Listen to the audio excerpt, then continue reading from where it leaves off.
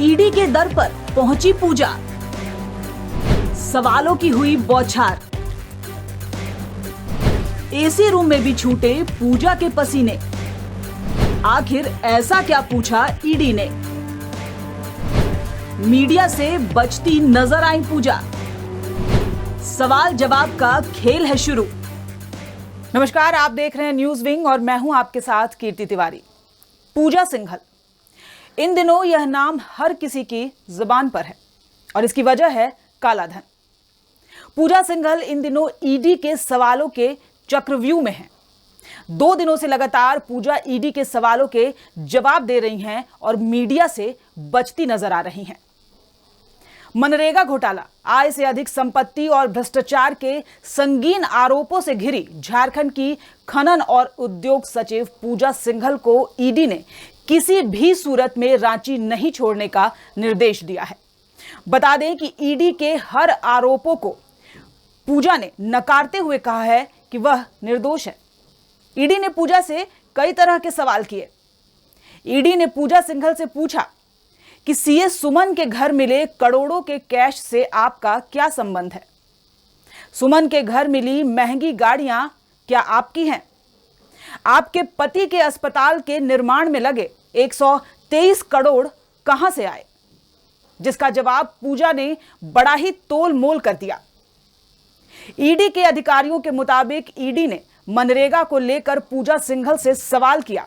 उसके जवाब में पूजा सिंघल ने कहा कि जो भी मेरे ऊपर मनरेगा में आरोप लगाया गया है वह गलत है। मैंने किसी भी भ्रष्टाचार को बढ़ावा नहीं दिया। मेरे ऊपर विभागीय जांच हुई। 2017 में मुझे क्लीन चिट दे दी गई। उन्होंने ईडी के अधिकारियों से कहा कि आप वह जवाब देख सकते हैं कि मैंने किस दिन क्या जवाब दिया है। इसके बाद ईडी ने पूछा कि राम विनोद सिन्हा ने कहा है कि डीसी ऑफिस को 5% कमीशन दिया जाता था। इस पर पूजा सिंघल ने कहा कि राम विनोद सिन्हा ने क्या मेरा नाम लिया है? ईडी ने पूछा कि आप राम विनोद सिन्हा को सारा काम देती थी, उसके काम का कोई ऑडिट भी नहीं होता था। इस पर पूजा सिंघल ने कहा कि मैं नियम के मुताबिक ही काम करती थी। फिर ईडी ने पूछा कि राम विनोद सिन्हा के खिलाफ शिकायत आने पर आपकी ओर से क्या कार्रवाई की गई? पूजा सिंघल ने सहजता के साथ कहा कि इसके लिए मुझे कागजात देखना होगा, क्या शिकायत आई थी और मैंने क्या कार्रवाई की थी। पूजा भले ही ईडी के सवालों के जवाब तो दे रही थी, लेकिन एसी रूम में उनके पसीने छूट रहे थे। वहीं दूसरी ओर ईडी के पूछताछ में सीए सुमन कुमार सिंह ने कहा है कि जो रुपए उसके घर मिले वो उसके नहीं हैं। पूजा सिंघल, उनके पति अभिषेक झा और सुमन सिंह तीनों को एक साथ बिठाकर पूछताछ की गई। इसी दौरान तीनों ही ईडी के सवालों से असहज हो गए।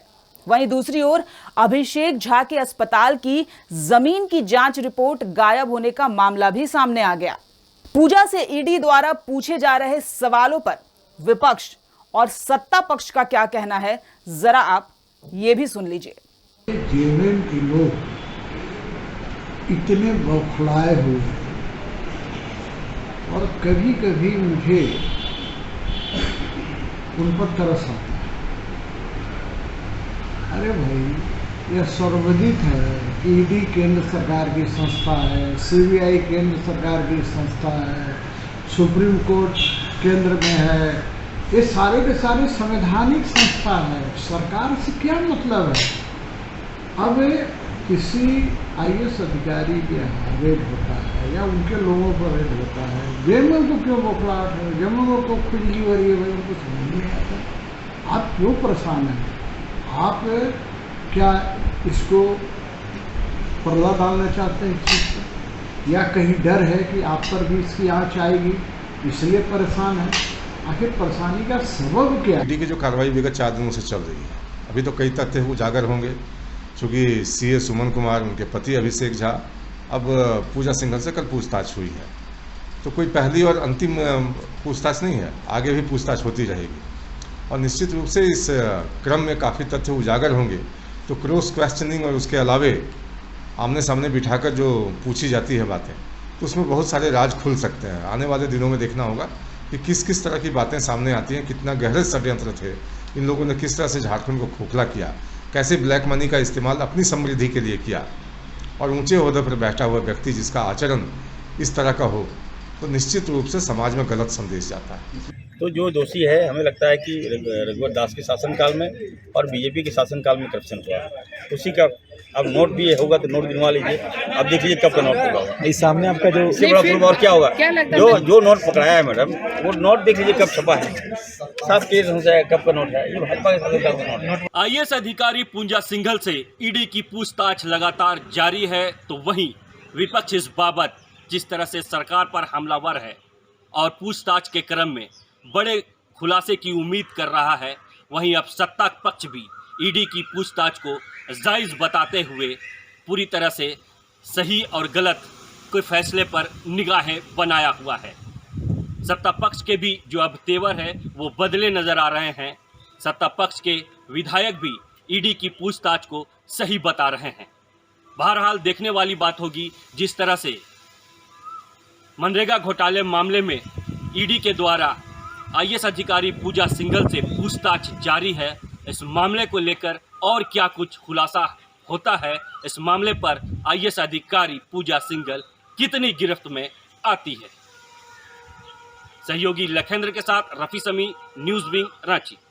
बहरहाल पूजा सिंघल ईडी के सवालों के चक्रव्यूह में अब इस कदर फंस चुकी हैं कि भले ही वो तोल मोल कर जवाब जरूर दे रही हैं, लेकिन सवालों के जवाब देना उन्हें जरूरी है। लेकिन कई सवाल ऐसे भी हैं जो मीडिया और आम जनता के दिमाग में चल रहे हैं, जिसका जवाब भी शायद पूजा सिंघल को आज नहीं तो कल देना पड़ सकता है। आपका इन सब पर क्या कहना है, आप हमें कमेंट बॉक्स में मैसेज कर जरूर बताएं और तब तक के लिए देखते रहें हमारा न्यूज़ विंग टीवी।